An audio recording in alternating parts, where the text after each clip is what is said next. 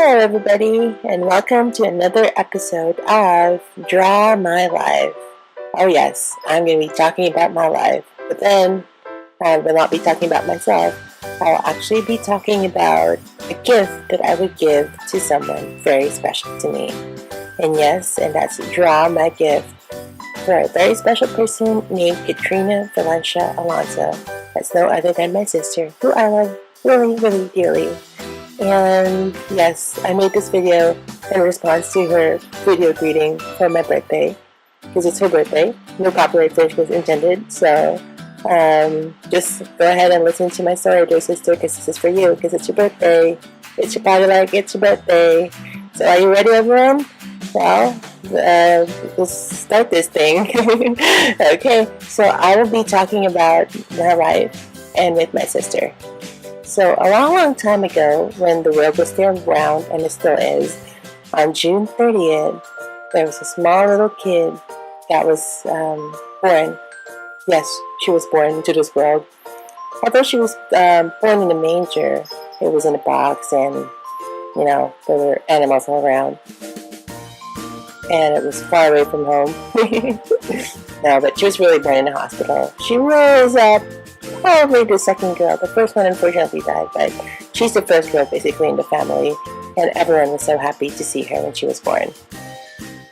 When she was really little, everyone really did love her, because aside from being the only girl, she was just so cute and fluffy, and everyone would, play dress up with her, put makeup on her.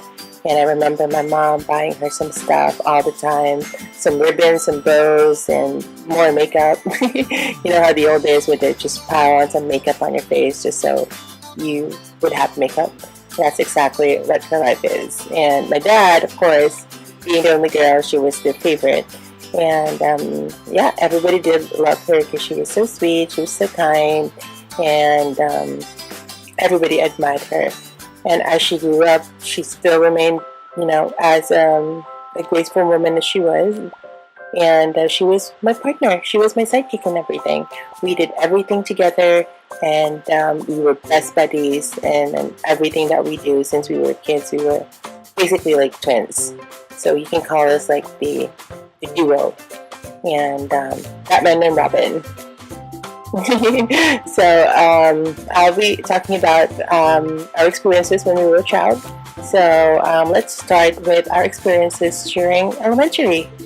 So like any other elementary kids, she had a hobby, and that hobby is really strange. And when she watches TV, but not like other kids where everyone likes to watch cartoons, she particularly liked something else, and that was Channel 8. If I may remember, and that channel was called Cinema One, or Pinoy Blockbuster. It's where original Filipino movies are played.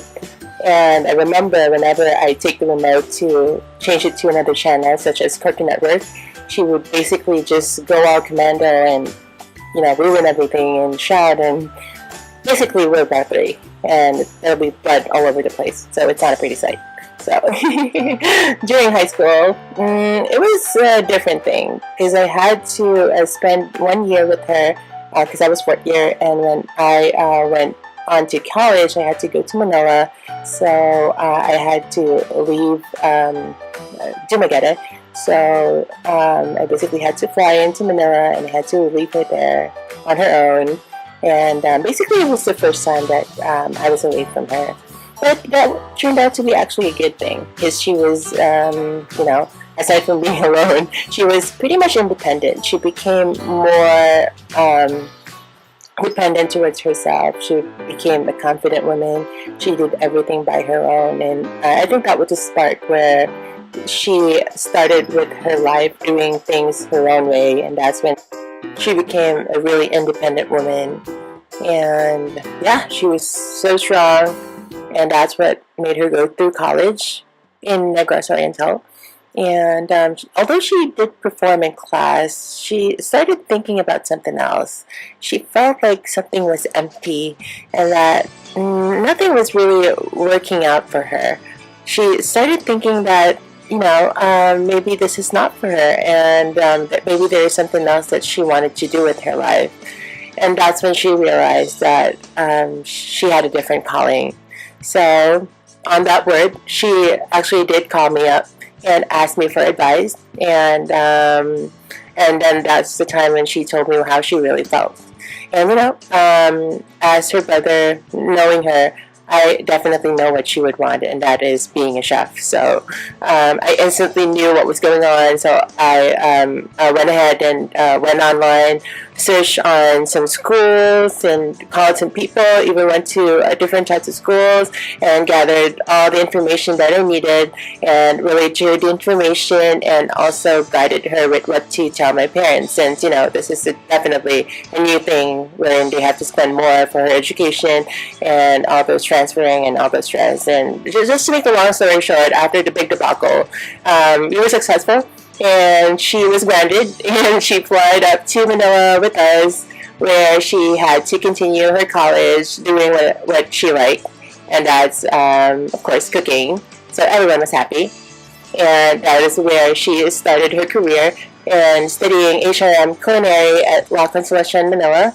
where she met a lot of people. She made really good friends and experienced a lot, and that's where she instantly just adjusted and performed in class, which she's really good at.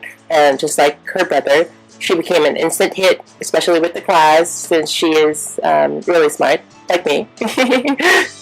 And one experience would be going to the U.S., where she had worked there for a couple of months. That was really a good experience, where she traveled, she worked and made money, and all this good stuff. I really gotta love America. And to be honest, I was quite jealous, but then I was really proud of her that she made it that far. And after a few years, I was more proud of her when she graduated. She graduated with honors as cum laude, which is pretty good stuff. And it just goes to show that she was really serious with her career, and that she was really serious in achieving her dream as a chef. And I believe in her that she will really be successful in that field. And as time passes by, I actually had to leave the country as well, because I was jealous, remember? So I had to go to the land of the free, America, yay, where I had to take my master's. And fulfill one of my dreams, and one of that is to become Sailor Moon. Yes, at least that's what she said on her first video. But nonetheless, being in America, it actually made me realize that it's really hard to be far from your family.